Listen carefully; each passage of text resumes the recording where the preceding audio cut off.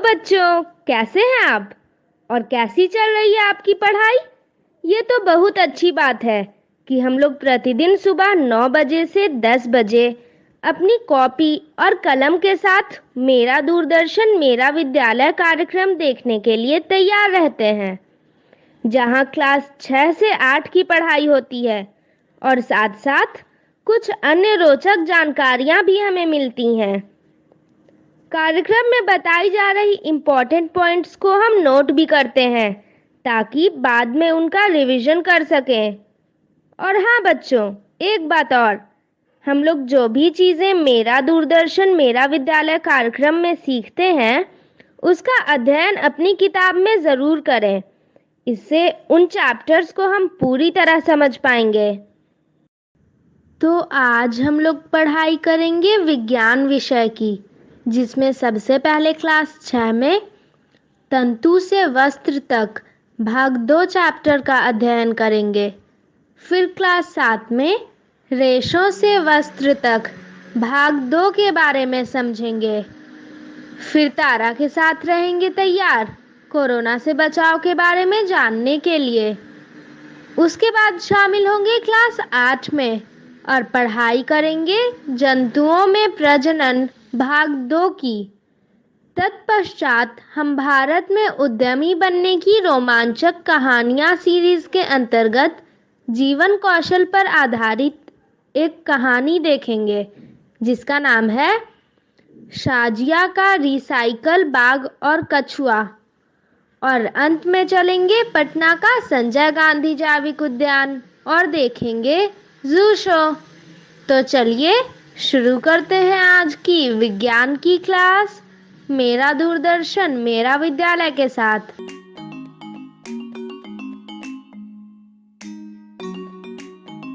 वस्त्रों और तंतुओं पर चर्चा करने के बाद सभी बच्चे मोहन के घर गए।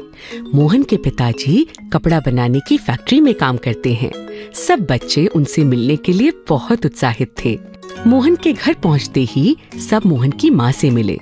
अरे, आज सब बच्चे साथ में, कैसे हो सब? हम अच्छे हैं आंटी। त्योहार की तैयारियां हो गईं? हाँ आंटी, मैंने तो चाची से अपनी गुड़िया के लिए नए कपड़े भी सिलवा लिए। इतने में मोहन के पिताजी काम से घर आ गए। सभी ने उनको नमस्ते कहा। अरे बच्चों, आज सभी को एक साथ देखकर बहुत अच्छा लगा। पिताजी, हम सब आपसे ही मिलने आए हैं। हमें कपड़ों के उत्पादन के बारे में कुछ जानना है। हाँ अंकल, हम जानना चाहते हैं कि कपड़ा बनता कैसे है। आपकी फैक्ट्री में कपड़ा बनता है ना? हाँ सुनैना, मैं अभी फैक्ट्री से ही वापस आ रहा हूँ। मुझे अच्छा लग रहा है कि तुम सब कपड़े के उत्पादन के बारे में जानना चाहते हो। अच्छा, पहले बताओ, क्या तुम्हें मालूम है कि कपड़ा किस चीज से बनता है? हाँ अंकल, चाची ने मुझे बताया कि कपड़ा तंतुओं से बनता है और ये तंतु हमें पौधों और जीवों से मिल सकते हैं। अरे वाह सुनैना, बिल्कुल सही कहा। और यह तंतु विभिन्न प्रकार के होते हैं जिनसे अलग अलग तरह के कपड़े बनते हैं। हाँ अंकल, जैसे सूती, जूट, ऊनी, सिंथेटिक इत्यादि। तुम सबको तो बहुत कुछ पता है। बच्चों, जहाँ मैं काम करता हूँ वहाँ सूती कपड़ा बनता है, तो मैं तुम सबको सूती कपड़ा कैसे बनता है इस बारे में विस्तार से बताता हूँ, ठीक है? जी अंकल। सूती कपड़ा रुई से बनता है। हमारे देश में बहुत सी जगह पर कपास की खेती होती है। कपास के पौधों में से रुई को चुना जाता है, फिर उनके तंतुओं को निकालने के लिए उन्हें ओटा जाता है। इस प्रक्रिया को कपास ओटना कहते हैं। एक बड़ी कंघी जैसे यंत्र की मदद से रुई को ओटा जाता है। पहले लोग हाथ से यह काम करते थे, पर आजकल मशीनों द्वारा भी यह काम होता है। फिर तंतुओं से कपड़ा कैसे बनता है? बताता हूँ बच्चों, सब बताता हूँ। 1 मिनट रुको। मोहन की माँ वहीं पास में दिए सजाने की तैयारी कर रही थीं। मोहन के पिताजी उनसे रुई का गोला ले आते हैं और बच्चों को दे देते हैं। बच्चों, ये लो रुई का गोला। चलो, इससे दिए के लिए बातियां बनाने की कोशिश करो। जी अंकल।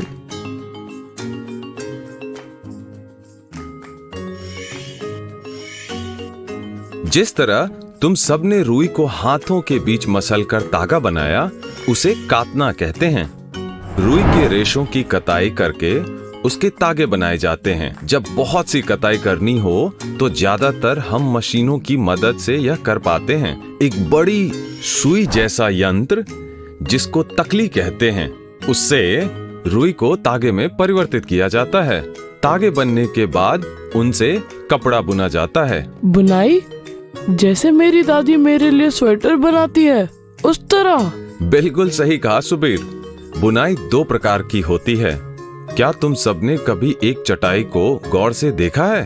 हाँ अंकल, चटाई तो सरकंडों को जोड़कर बनाई जाती है। सही कहा सुनैना। जिस तरह चटाई में तुम सबको सरकंडों का जाल दिखता है, उसी तरह तागों का जाल बुनकर कपड़ा बनाया जाता है।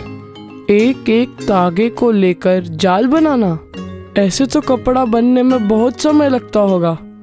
नहीं सुबीर, इस तरह की बुनाई करने के लिए एक यंत्र जिसे करघा कहते हैं, उसका इस्तेमाल होता है। इस यंत्र को हाथों से भी चलाया जाता है और ये मशीनों से भी चलाया जा सकता है। अच्छा, तो इस यंत्र से कपड़ा जल्दी बनता है? जी हाँ। धन्यवाद अंकल, मुझे बहुत मजा आया वस्त्रों के बारे में यह सब जानकर। मुझे तो पता नहीं था कि जो कपड़े हम पहनते हैं वे इतने छोटे तंतुओं से बनते हैं। बच्चों, इतना ही नहीं, हमारे बापू यानी गांधी जी ने तो इस धागे और खादी के दम पर अंग्रेजी हुकूमत को बहुत कमजोर बना दिया था। वो कैसे पिताजी? बापू ने खुद अंग्रेजी कपड़ों का बहिष्कार कर दिया था और अपने चरखे से, जो कि धागा काटने के काम आता है, अपना धागा बनाते और उन धागों से बने खादी के वस्त्र इस्तेमाल करते। पूरे देश में तब स्वदेशी की लहर दौड़ गई थी और सबने अंग्रेजी कपड़ों का बहिष्कार कर दिया था। क्या बात है, अंग्रेजों के तो छक्के छूट गए होंगे। मजा आ गया पिताजी ये कहानी सुनकर। मैं इसके बारे में विस्तार से पढ़ूंगा।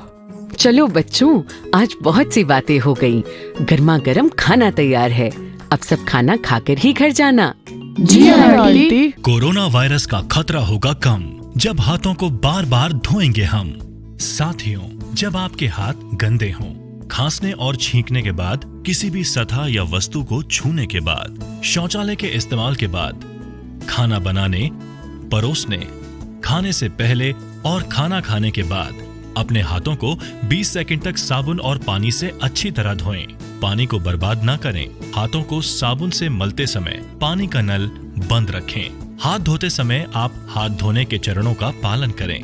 पहले हथेली से हथेली, फिर हथेलियों के पीछे, अंगुलियों के बीच में, अंगुलियों के पीछे, अंगूठे के तले पर और आखिर में अंगुली के नाखूनों को अच्छी तरह धोएं। यदि किसी को खांसी, बुखार या सांस लेने में तकलीफ जैसे लक्षण हैं या अधिक जानकारी चाहिए तो अपने नजदीकी सरकारी अस्पताल या सरकार के टोल फ्री नंबर 104 या 1075 पर संपर्क करें। बिहार सरकार और यूनिसेफ द्वारा जनहित में जारी। रेशों से वस्त्र तक। इस कहानी के उद्देश्य हैं वस्त्र तक, रेशों के प्रकार, रेशम के कीड़ों,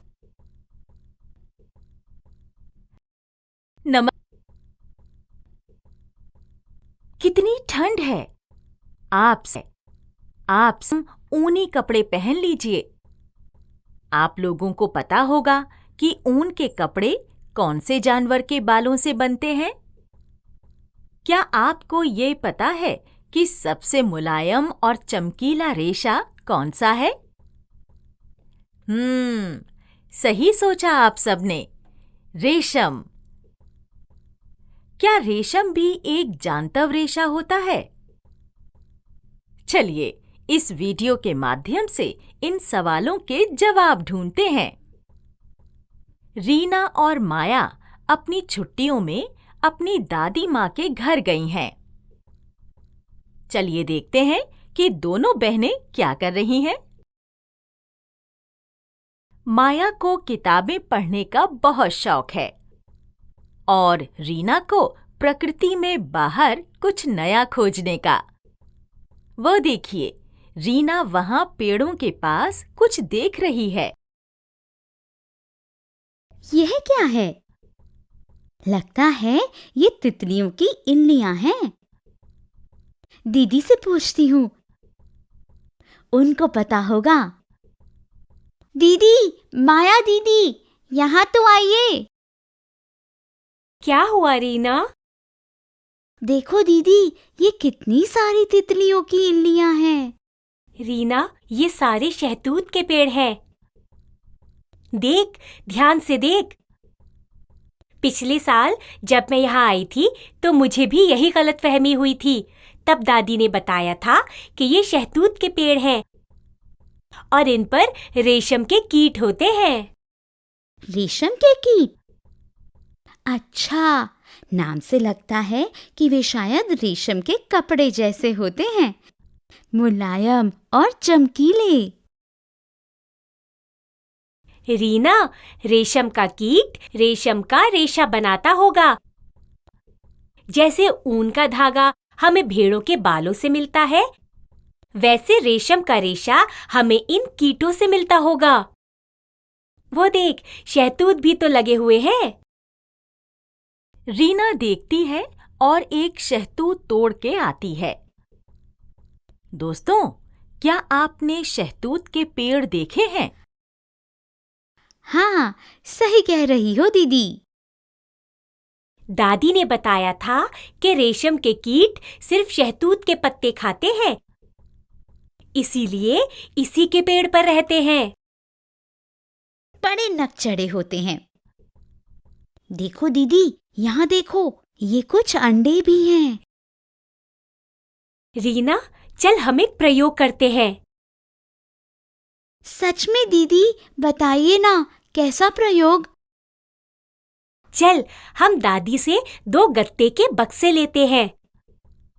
फिर एक बक्से में मैं कुछ अंडे रख देती हूँ और एक बक्से में तुम कुछ अंडे रख देना। फिर हम उनको पेट भर के शहतूत के पत्ते खिलाएंगे। वाह दीदी, यह तो हमारे अपने पालतू कीड़े हो जाएंगे और हम इनके जीवन चक्र के बारे में भी सीख सकेंगे। दीदी, इन इल्लियों के अंडों को ध्यान से उठाना। माया बहुत ध्यान से कुछ टहनियों को काट लेती है और पहले बक्से में रख देती है। चल रीना, अब इन छोटे छोटे अंडों को भी अपने अपने बक्से में रख देते हैं। दीदी, यह अंडे कितने दिनों में इल्ली बन जाएंगे? अब हम स्वयं ही देख लेंगे रीना कि रेशम के कीट के अंडों से कितने दिन में इल्ली बाहर निकलती है। दोनों बहनें अपने अपने बक्से में बहुत सावधानी से कुछ काले रंग के अंडों को रख देती हैं। मैं अपने बक्से को यहीं बाहर रख देती हूँ। और मैं अंदर रख देती हूँ। अगले दिन। दीदी, क्या कुछ हुआ आपके बक्से में? अरे रीना, इतनी जल्दी थोड़ी ना, कम से कम 2-3 हफ्ते लगेंगे। अच्छा दादी, 2 से 3 हफ्ते? रीना और माया रोज उन अंडों से इल्लियों के आने का इंतजार करती हैं। 2 हफ्ते बाद। दीदी देखो, मेरे बक्से में जो अंडे थे, उनमें से छोटी छोटी इल्लियां बाहर आ रही हैं। मैं जल्दी से जाकर शहतूत की हरी पत्तियां ले आती हूँ। पर मेरे बक्से में जो अंडे हैं, उनमें से तो इल्लियां नहीं निकली। तुमने अपना बक्सा बाहर गर्म वातावरण में रखा था और मैंने अंदर, है ना? हाँ दीदी, कहीं ऐसा तो नहीं कि अंडों से इल्ली को बाहर आने के लिए गर्म वातावरण चाहिए होता है? हाँ रीना, ऐसा ही लगता है। तितलियों के अंडों को भी तो एक गर्म स्थान की आवश्यकता होती है। चल, मैं भी अपना बक्सा बाहर रख देती हूँ। फिर देखते हैं क्या होता है। 2 हफ्ते बाद। मैंने अभी अभी उन इल्लियों को देखा दीदी, वे सारी पत्तियां खा गई हैं। मुझे लगता है हमें और पत्तियां डालनी पड़ेंगी। दोनों बहनें रोज दोनों बक्सों का निरीक्षण करती हैं। माया के बक्से में भी गर्म वातावरण में रखने से अंडों में से इल्लियां निकल आई थीं। और कुछ 1 हफ्ते बाद। ये देख रीना, तेरे बक्से वाली इल्लियां खा खा के कितनी मोटी हो गई है, और मेरे बक्से वाली इल्लियां तो अभी भी दिन भर बहुत सारे पत्ते खाती रहती हैं। दोनों बहनें हंसने लगती हैं। 2 और हफ्ते बाद। दीदी ये देखो, मेरे बक्से में ये इल्लियां कोकून जैसी बन गई हैं। मुझे याद है जब कक्षा 4 में हमने तितली का जीवन चक्र समझा था, तो इल्ली ऐसे ही कोकून में बदल जाती है। रुक रीना, मैं अपनी विज्ञान की पुस्तक लेकर आती हूँ। ये देखो रीना, यहाँ इस चित्र के अनुसार रेशम का कीट अपने आसपास एक जाल बुन लेता है और कोकून में बदल जाता है। देखो दीदी, ये कोकून इन पत्तों की टहनियों से जुड़ गए हैं। क्या ये इनके जीवन चक्र की एक और अवस्था है? हाँ रीना, ऐसा ही लगता है। चल अब हम रोज मेरे बक्से का निरीक्षण करेंगे। देखते हैं कि इल्ली कोकून में कैसे बदलती है। दोनों बहनों ने रोज माया के बक्से का ध्यान से निरीक्षण किया। 1 हफ्ते बाद। दीदी दीदी, ये देखो, इल्लियां कैसे अपना सर एक सिरे से दूसरे सिरे तक हिलाकर कुछ धागे जैसा निकाल रही है। चल दादी से पूछते हैं। दादी ये देखिए, ये इल्लियां ऐसा क्यों कर रही हैं? बेटा, ये इल्ली अपने आसपास कोकून बुन रही हैं। हाँ, और ये 8 अंक के जैसे अपना सिर हिला रही हैं। क्या ये धागों जैसी तार ही रेशम होती है? हाँ बच्चों, इन रेशम के धागों से ही रेशम का कपड़ा बनता है। रुको, मैं तुम्हें अपनी एक बहुत खास रेशम की साड़ी दिखाती हूँ। वाह दादी, कितनी सुंदर साड़ी है। बच्चों, एक साड़ी बनाने के लिए हजारों कोकून की जरूरत होती है। बड़ी मेहनत लगती होगी ना दादी? हाँ बच्चों, रेशम के कीट का बहुत बड़ा योगदान है हमारे बुनाई उद्योग में। दादी, इन कोकूनों से रेशम को कैसे निकाला जाता है? बच्चों, रेशम का धागा प्राप्त करने के लिए बहुत सारे कोकूनों का उपयोग किया जाता है। उन्हें धूप में रखा जाता है और पानी में उबाला जाता है।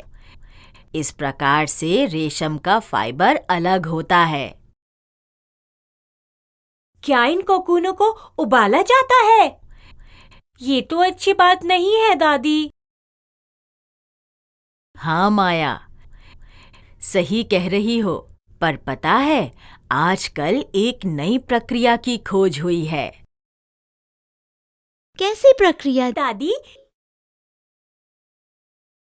एक ऐसी प्रक्रिया जिससे बनाई जाने वाली सिल्क में रेशम के कीट को कोई भी नुकसान नहीं पहुंचाया जाता है। इसे अहिंसा सिल्क कहते हैं। अरे वाह, कितनी अच्छी बात है। किसी रेशम के कीट को नुकसान नहीं होना चाहिए। मैं बड़ी होकर ऐसी और प्रक्रियाओं की खोज करूंगी। जिससे रेशम के कीटों को हानि नहीं पहुंचाई जाए। शाबाश बच्चों। अरे वाह, कितना मजेदार प्रयोग था ये। हमने रेशम के कीट के जीवन चक्र का स्वयं अन्वेषण किया। ये जानना भी कितना दिलचस्प होगा कि रेशम के धागे से रेशमी कपड़ा कैसे बुना जाता है। माया और रीना अपने अपने बक्से का निरीक्षण करती रहीं, जब तक रेशम का कीट नहीं बना। तो दोस्तों, आशा करते हैं कि आपने इस वीडियो के द्वारा रेशम के कीट के बारे में जानकारी प्राप्त की होगी। माया के सवाल की तरह मैं भी जानना चाहूंगी कि रेशम के धागे से रेशमी कपड़ा कैसे बुना। तो जल्द मिलते हैं दोस्तों।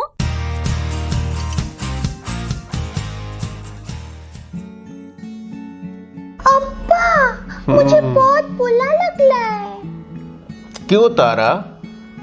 आप मुझे कहीं बाहर नहीं जाने देते, मेरे दोस्त को भी नहीं आने देते। मैं कितने दिनों से नानू से भी नहीं मिली। मुझे नानू की बहुत याद आ रही है, मुझे उनसे मिलना है अब्बा। ओ तारा, तुम घर में बोर हो रही हो ना? हाँ, एक तरीका है जिससे तुम बिना घर से निकले दूसरे शहर में अपने नानू से मिल सकती हो। कैसे कैसे अब्बा? एक मिनट, ऐसे।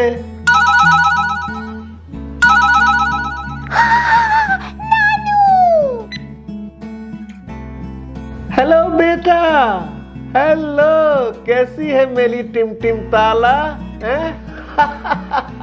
नमस्ते पापा, कैसे हैं आप? हाँ, हेलो बेटा, नमस्ते। नानू नानू, कैसे हैं आप नानू?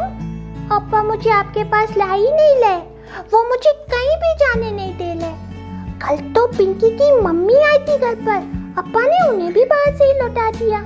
उनको मुझे प्यार भी नहीं करने दिया। तारा को इस वक्त बहुत बुरा लग रहा है ना, पर मेरी समझदार तारा को पता है ना कि ये सब कुछ क्यों जरूरी है। बोलो तारा। हाँ नानू, पता तो मुझे है। अब्बा सावधानी बरत रहे हैं, क्योंकि कोरोना वायरस से बीमार किसी भी व्यक्ति के नजदीक आने से, उसे छूने से, हाथ मिलाने से, गले लगाने से या उसकी छुई हुई चीजों को छूने से हम भी बीमार हो सकते हैं। और तारा, इससे चेन बन जाती है, एक से दूसरे को, फिर दूसरे से तीसरे को, और थोड़े ही दिनों में ये सब जगह फैल जाती है। कोरोना वायरस की इस चेन को तोड़ने के लिए दूसरों से दूरी रखना बहुत जरूरी है तारा। और तारा को तो पता है इसे क्या कहते हैं, क्यों तारा? हाँ अब्बा, आपने बताया था इसे सोशल डिस्टेंसिंग कहते हैं। मतलब दूसरों से सुरक्षित दूरी, कम से कम 1 मीटर की दूरी। और तारा को ये भी पता है कि अभी तो लॉकडाउन चल रहा है, किसी को घर से बाहर नहीं जाना है, ठीक है? लॉकडाउन के दौरान भी सोशल डिस्टेंसिंग यानी दूसरों से सुरक्षित दूरी कहाँ कहाँ रखनी है, तारा को पता है ना? हाँ, मैं बताती हूँ। दवाई की दुकान, राशन, सब्जी, फल की दुकान, हॉस्पिटल, शेल्टर होम्स और रास्तों में जहाँ भी 1 से ज्यादा लोग हैं, वहाँ दूसरों से कम 1 मीटर की दूरी रखनी है। हाँ? और हाँ तारा, हमने टीवी पर भी देखा है कि हमारे धर्मगुरु बार बार लोगों से घर पर पूजा और इबादत के लिए कह रहे हैं, और यही सही है। क्यों तारा, सही है ना? हाँ, सबसे जरूरी यही बात है, घर से बाहर ही ना निकले तो एकदम सेफ रहेंगे।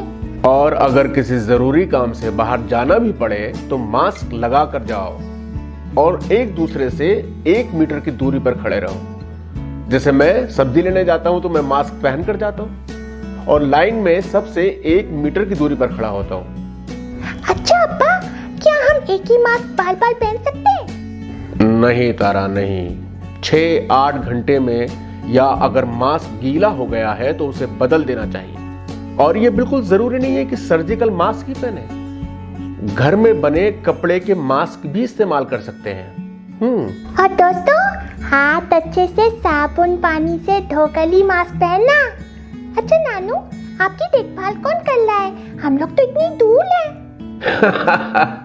मेरी प्यारी तारा, तारा तुम चिंता मत करो। यहाँ मेरे पड़ोसी मुझे फोन करते रहते हैं, समझे? और जरूरत हो तो दवाई वगैरह दरवाजे पर छोड़ जाते हैं। और तारा, जब ये सब कुछ ठीक हो जाएगा तब तो तुम घर मेरे पास आ ही सकती हो। तब तक तुम अपने घर से ही मुझे और अपने दोस्तों को फोन कर सकती हो, अपने अप्पा से अच्छी अच्छी बातें कर सकती हो, कहानियां सुन सकती हो। और मैं अपनी फेवरेट बुक्स पढ़ सकती हूँ, खेल सकती हूँ, गाना गा सकती हूँ, डांस कर सकती हूँ और घर के कामों में अप्पा की मदद भी कर सकती हूँ। और पता है नानू, मेरी टीचर रोज रोज फोन पर जरूरी लेसन बता देती है, जिससे कि हमारी पढ़ाई भी लगातार चलती रहे। बहुत अच्छे तारा, बिल्कुल सही, मेरी प्यारी प्यारी टिम टिम ताला। ओके नानू, bye, I love you. Bye पापा। Okay bye bye, I love you too बेटा। घर पर ही रहो, सुरक्षित रहो।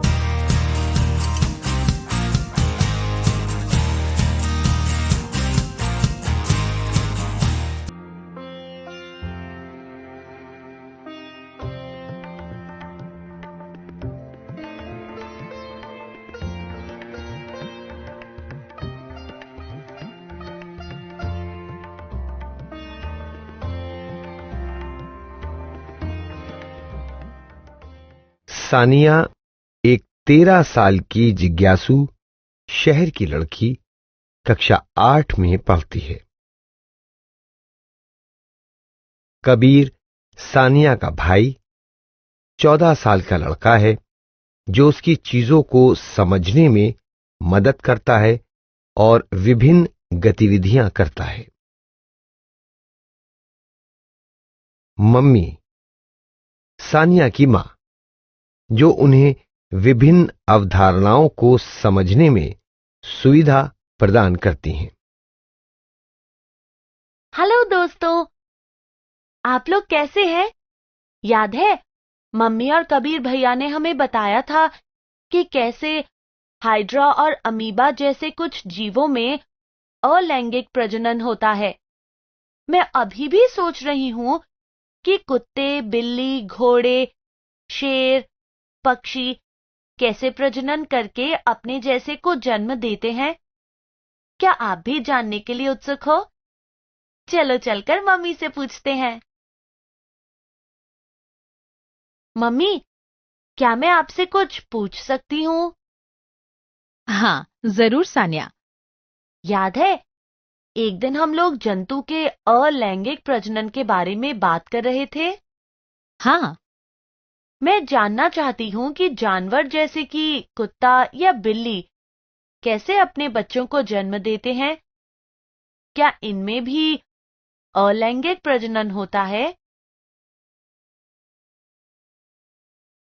नहीं सानिया, इन जानवरों में लैंगिक प्रजनन होता है। याद है, मैंने तुम्हें बताया था, पौधों की तरह ही जंतुओं में भी नर और मादा जनन अंग होते हैं।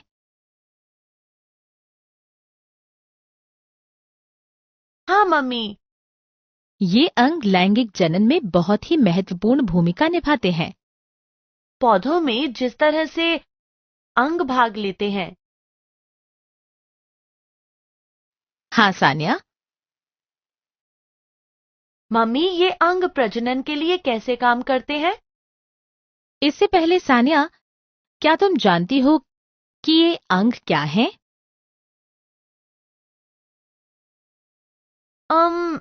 मुझे नहीं पता मम्मी, क्या आप जानते हैं? चलिए, हम अपनी पुस्तक में देखकर उन अंगों के बारे में पता लगाते हैं जिन्हें नर और मादा जननांगों के रूप में वर्गीकृत किया गया है। वृषण नर युग्मक उत्पन्न करते हैं जिसे शुक्राणु कहते हैं। अंडाशय मादा युग्मक उत्पन्न करते हैं जिसे अंडाणु यानी अंड कोशिका कहते हैं। मम्मी, युग्मक प्रजनन कोशिकाएं होती है ना? हाँ सानिया। सानिया, तुमने कक्षा 7 में पौधों के लैंगिक प्रजनन के बारे में पढ़ा था। क्या तुम उस प्रक्रिया के बारे में बता सकती हो? हाँ मम्मी, पौधों में नर और मादा युग्मक का संलयन होकर युग्मनज बनता है। इस युग्मनज से भ्रूण बनता है, जो एक पौधा बन जाता है।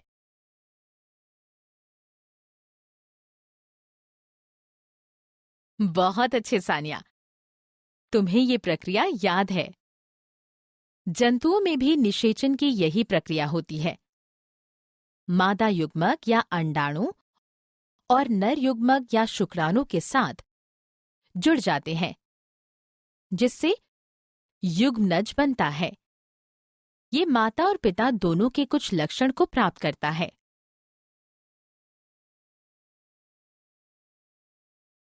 ओह, इसी वजह से माता पिता और उनके बच्चों के बीच समानता देखने को मिलती है।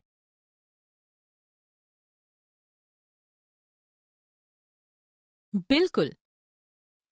दोस्तों, क्या अब आपको ये समझ में आया कि क्यों कुछ लोग ये कहते हैं कि आप अपने माता या पिता की तरह लगते हैं? या आपका कोई लक्षण आपके माता पिता की तरह ही है? चलो, यहाँ एक गतिविधि करते हैं। अपने परिवार के सदस्य और उनके माता पिता में समानता है, इसकी सूची बनाएं।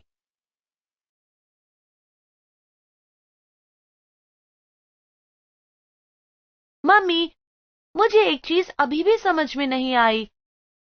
आपने एक बार मुझे बताया था कि जंतुओं में नर और मादा प्रजनन अंग एक ही शरीर पर नहीं होते हैं, फिर निषेचन कैसे होता है? अच्छा सवाल पूछा सानिया। देखो, कुत्ते, बिल्ली, घोड़े, मनुष्य जैसे जंतुओं में शुक्राणु मादा शरीर में जाकर अंडाणु से संलयन करके मादा शरीर के अंदर ही युग्मनज बनाते हैं।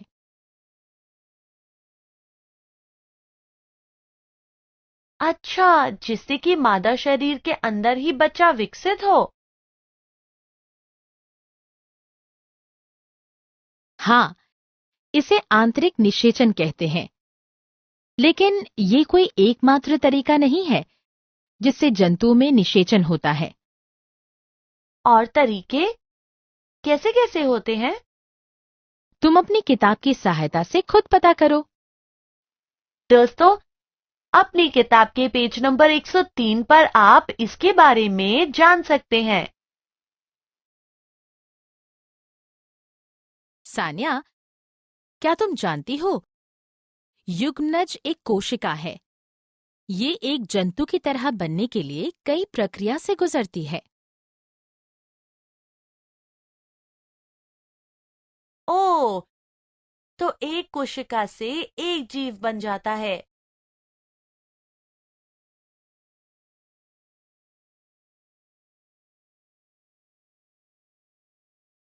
हाँ, युग्मनज लगातार विभाजित होकर कोशिकाओं के गोले में बदल जाता है, जिसके बाद कोशिकाएं समूह बनाने लगती हैं और अलग अलग ऊतकों और अंगों में परिवर्तित हो जाती हैं।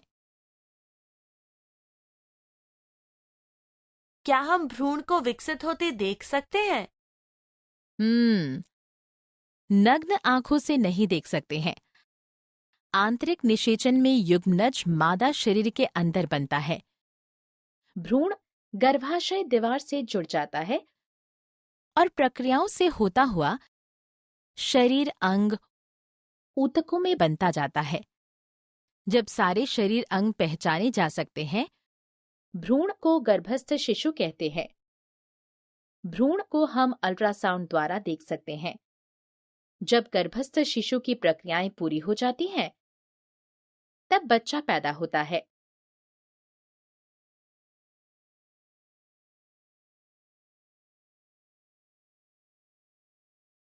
ये अल्ट्रासाउंड क्या होता है? चिकित्सकीय प्रक्रिया में अल्ट्रासाउंड यानी पराध्वनि द्वारा शरीर के अंदर की तस्वीरें लेते हैं।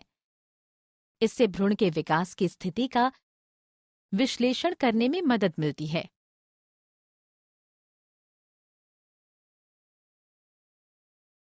बाहरी निषेचन का क्या हम उसमें भ्रूण को बनते देख सकते हैं? बाहरी निषेचन में जब भ्रूण मादा शरीर के बाहर बनता है, जैसे कि जलाशय जंतुओं में, भ्रूण अंडों के कवच के अंदर बनता है। जब भ्रूण पूरी तरह से विकसित हो जाता है, तब अंडा टूट जाता है, जैसे मगरमच्छ या कछुए के अंडे।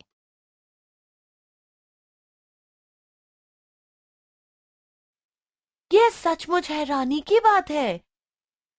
हम सब एक कोशिका से बने हैं। आप भी हैरान है ना दोस्तों?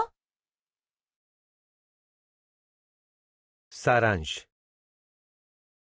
हमने जाना कि नर जनन अंगों में एक जोड़ा वृषण, 2 शुक्राणु नलिका तथा एक शिशन होता है। मादा जननांगों में एक जोड़ी अंडाशय, अंडवाहिनी तथा गर्भाशय होता है। शुक्राणु और अंडाणु के संलयन से युग्मनज बनता है और इस प्रक्रिया को निषेचन कहते हैं। निषेचन आंतरिक या बाहरी हो सकता है। युग्मनज लगातार विभाजित होकर भ्रूण बनाता है जो बाद में गर्भ बन जाता है। एक बार जब भ्रूण पूरी तरह से विकसित हो जाता है तो बच्चा पैदा होता है।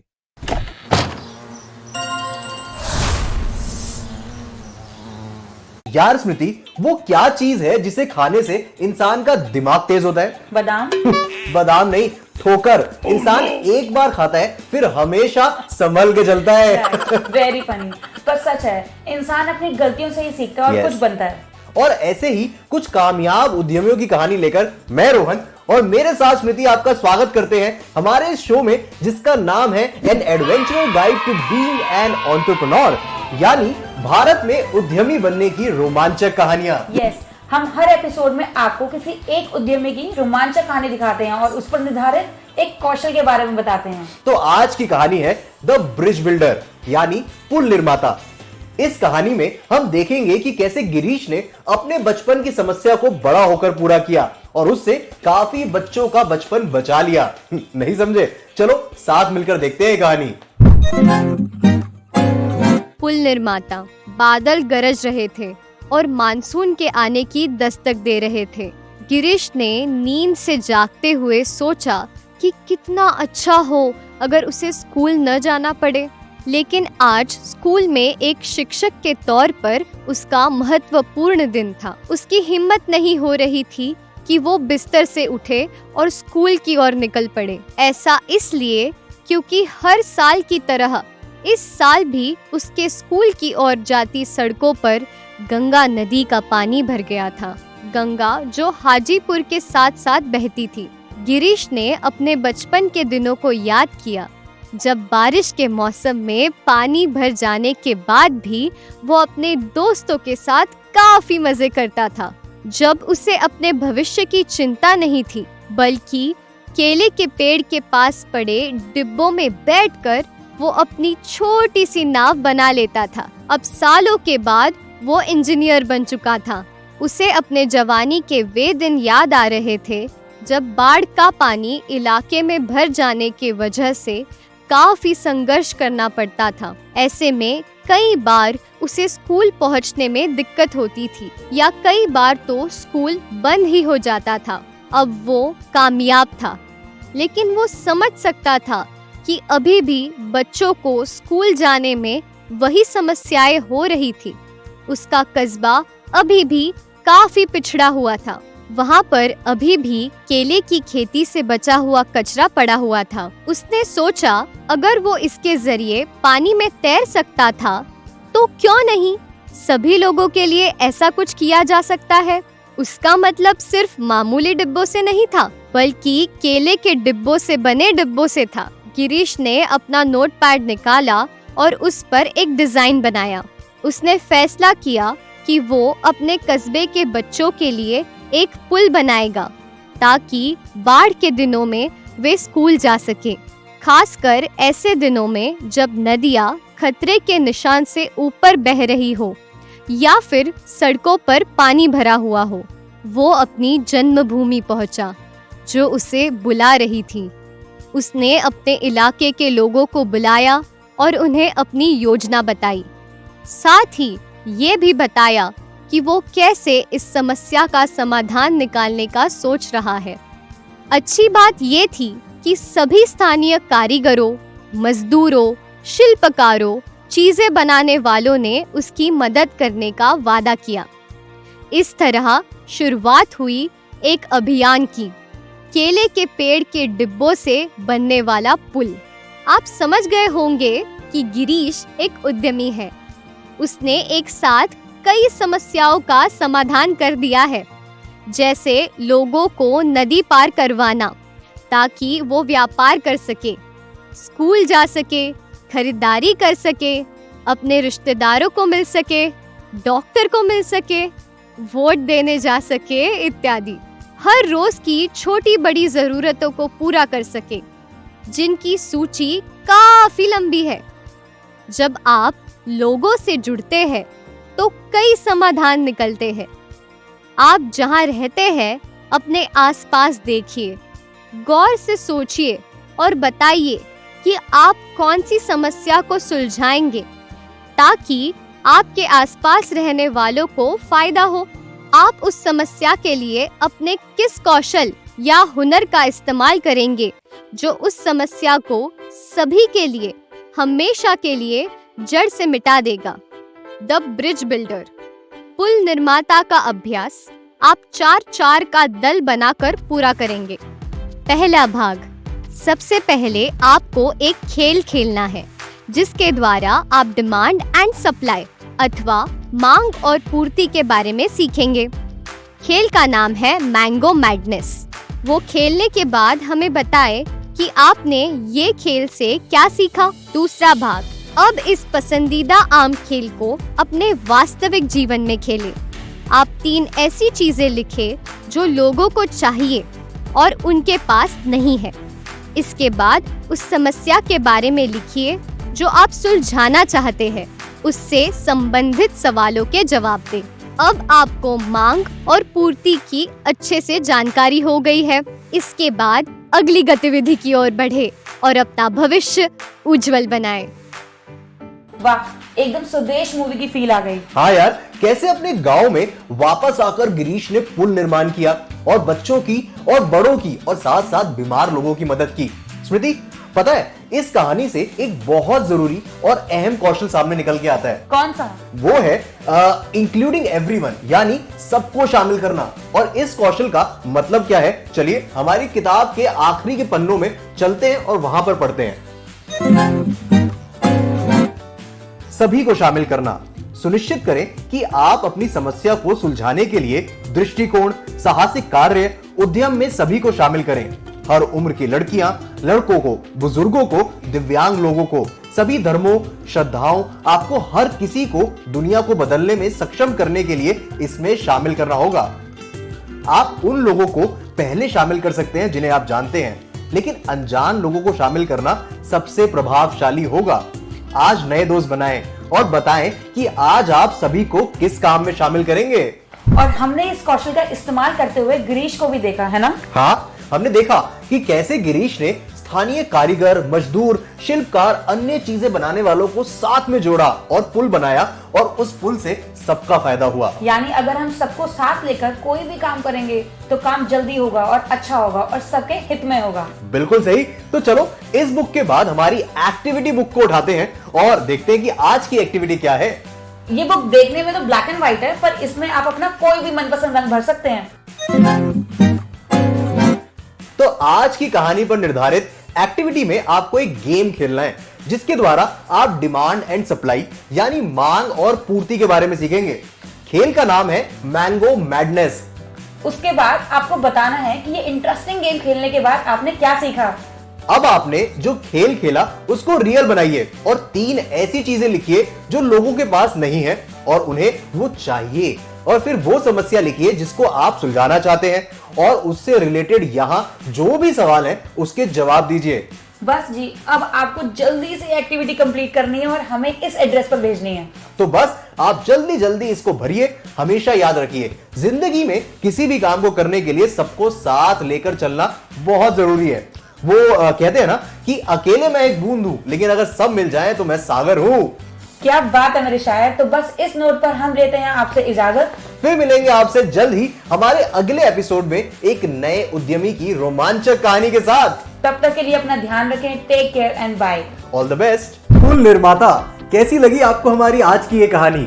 इस कहानी पर बेस्ड अब हम आपके साथ एक क्विज खेलेंगे जिसका जवाब देकर आप भी जीत सकते हैं ये शानदार किताब जिसका नाम है भारत में उद्यमी बनने की रोमांचक कहानियां। तो चलिए क्विज स्टार्ट करते हैं और इस क्विज के जवाब आप हमको कॉल कर या फिर हमारी मोबाइल ऐप को डाउनलोड कर भी दे सकते हैं। Let's go. पहला सवाल, क्या आपके आसपास कोई अभियांत्रिक यानी कि इंजीनियर मौजूद है? सेकंड क्वेश्चन, आप अपने घर की किसी भी समस्या को कैसे सुलझाते हैं? थर्ड क्वेश्चन, किसी भी व्यापार को पर्यावरण हितैषी बनाने के लिए हमें क्या करना चाहिए? फोर्थ क्वेश्चन, क्या आपको लगता है कि महिलाएं लंबी दूरी तय करने में सुरक्षित हैं? पांचवा सवाल, क्या महिलाओं और पुरुषों का वेतन समान होना चाहिए?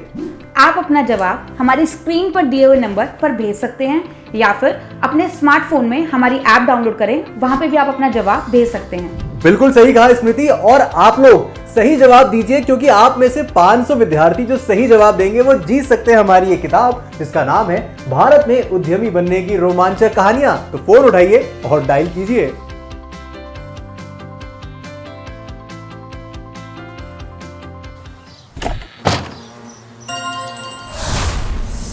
तो बच्चों, जैसा कि मैंने पहले ही बताया था कि आज हम लोग शुरू करेंगे जू शो। तो चलिए शुरू करते हैं।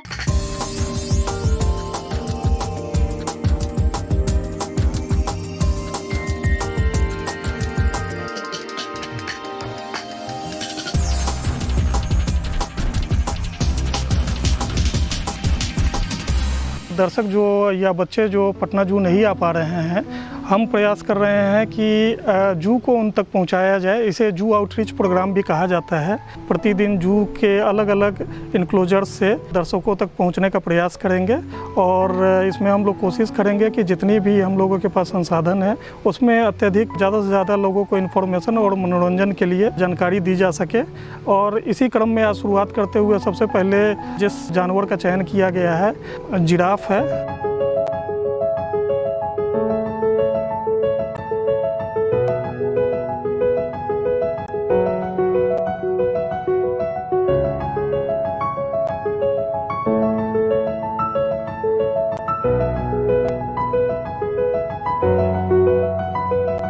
जिराफ के भी ब्रीडिंग में हम काफ़ी तेज़ी से आगे आ रहे हैं और अभी वर्तमान में इंडिया के लगभग 155 जू में हमारा स्थान तीसरे स्तर पे है।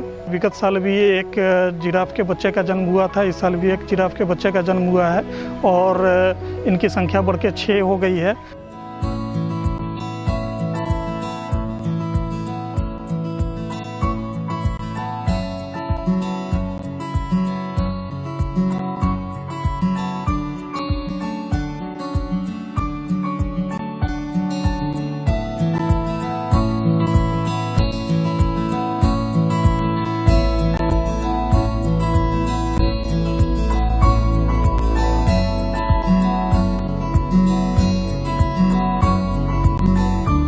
जैसा कि हम सभी जानते हैं कि जिराफ मूलतः ये इंडिया में नहीं पाए जाते हैं, ये अफ्रीका के ही जानवर हैं और ये धरती पर पाए जाने वाले सबसे बड़े रूमिनेंट हैं और ये सबसे लंबे जानवर हैं।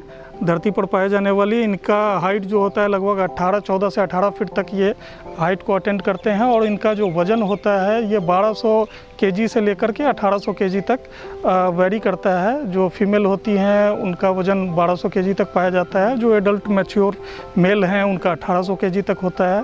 अभी जो पहले ऐसा समझा जाता था कि जिराफ में एक ही स्पीसीज है, पर मॉलिक्यूलर लेवल पर इनका स्टडी करके ऐसा पता चला है कि शायद 5 या 6 स्पीसीज, इनके सब स्पीसीज भी हैं जो वर्ल्ड में पाए जाते हैं। पटना जू में भी इस तरह की स्टडी को लिया जाएगा।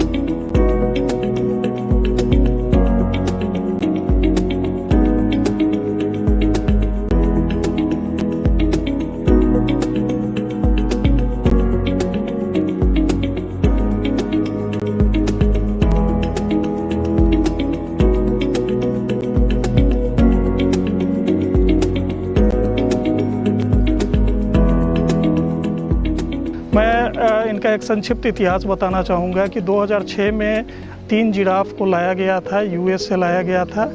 सृष्टि, विकास और शांति, 3 जिराफ को यहाँ पर लाया गया था और लगातार उसके बाद से इनका प्रजनन होता रहा है और इन जानवरों को एक्सचेंज में भी दूसरे जू को दे करके इसके अदला बदली के तहत दूसरे जानवर भी लाए जाते हैं।